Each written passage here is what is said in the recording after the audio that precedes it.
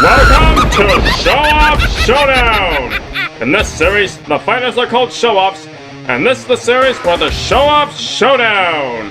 Now let's meet the Showoffs for tonight's showdown, shall we? That's right, it's the second annual Showoff Showdown Halloween Special! And what better way to celebrate than with Venom VS Nightmare?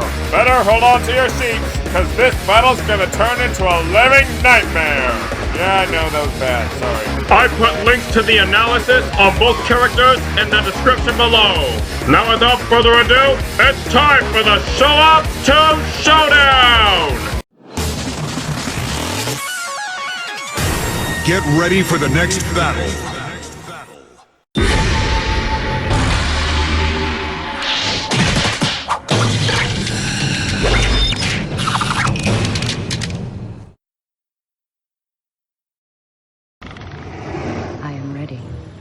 Okay, so serious.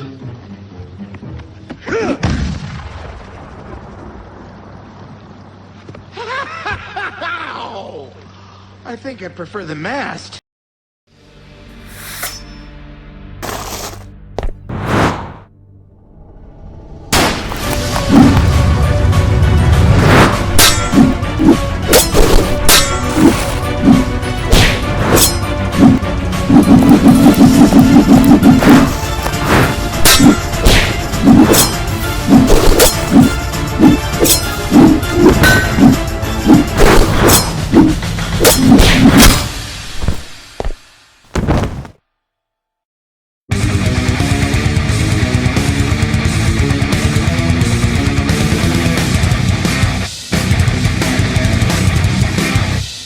Well, looks like Venom left Nightmare on the edge. Get it? Soul Edge? Now let's discuss how and why Venom wins this dark, brutal, horrifying showdown. First off, let's discuss who is more skilled and experienced. Now, experience on this one is rather debatable. While it is true that Soul Edge remembers the fighting skills and abilities of past wielders, passing them on to the current host, but obviously the Venom symbiote does the exact same thing, so it's hard to say for sure who's more experienced. Now as for skill, once again, Venom and Nightmare have both learned many new fighting skills and gained many new abilities from every previous host they've had. And aside from that, they are both very skilled fighters in general. Now, I think Venom definitely has the versatility advantage, while on the other hand, Nightmare has very limited range attack options, and he's mainly a swordsman. Now, I'm not saying he's not skilled in any other form of combat besides sword fighting, but he is rather limited outside of that area. Now let's discuss strength. I think we can all agree that Venom definitely holds the strength advantage here. Now, Nightmare has been shown to be strong enough to physically destroy an entire castle, and it should apply to his durability as well, considering that he also survived the resulting castle collapsing on top of him. Now, as impressive as this is, Venom has shown much more impressive feats, as his striking strength has been calculated to be around town level, or possibly greater. And the same thing applies to his durability as well. In fact, Venom is durable enough to tank hits from Professor Hulk,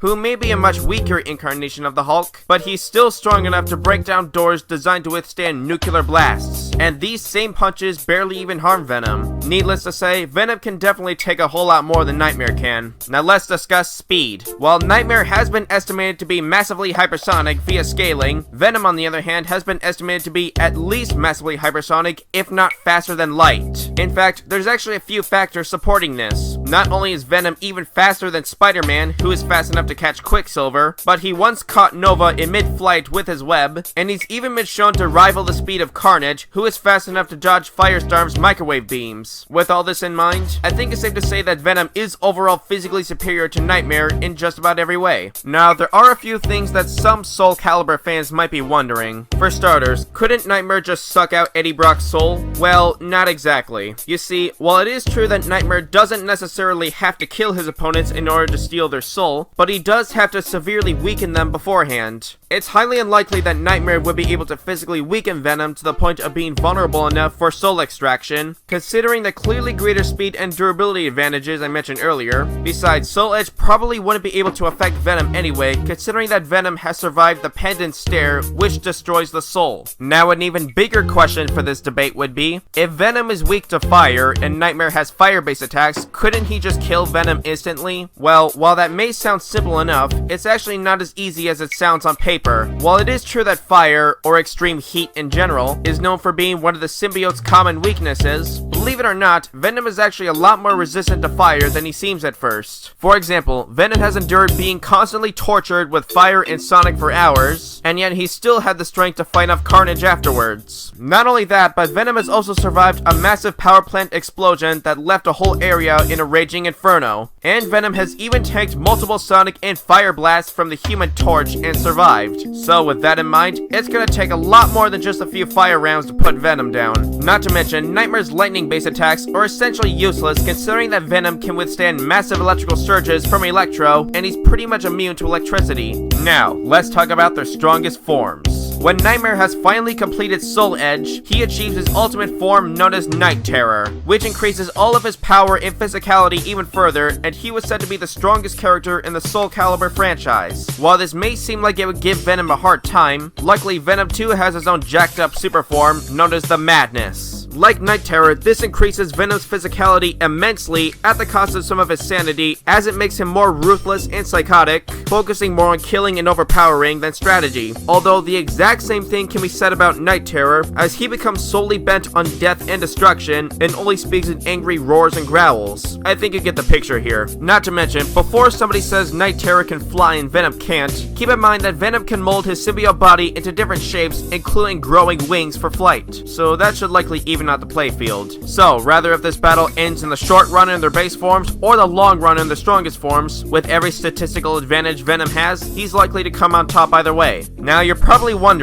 what happens to Soul Edge after Nightmare is defeated? The sword will be left without a host, so would Soul Edge attempt to avenge his former host, or perhaps would he see Eddie Brock as worthy of wielding Soul Edge and attempt to corrupt Eddie's soul? Well, as awesome as it would be to see Eddie Brock with both the Venom symbiote and Soul Edge at the same time, it's pretty unlikely to happen. Because Venom has an SPS sense that's very similar to Spidey sense, he would very likely be able to sense the dangerous threat within Soul Edge and protect Eddie from it. In fact, all Venom has to do is destroy the sword and Soul Edge is done for. However, that's probably not going to be as easy as it sounds on paper. If you ask me, the only thing that Venom really has to worry about in this battle is Inferno, the evil demonic spirit that lives within Soul Edge. In fact, Inferno was said to be able to cover the entire world in flames. Now, I'm not sure if this is true or just an unproven statement, but if it is true that Inferno is capable of covering the entire surface of the planet Earth in flames, then I think it's safe to say that that would very likely be enough firepower to put Venom down for good.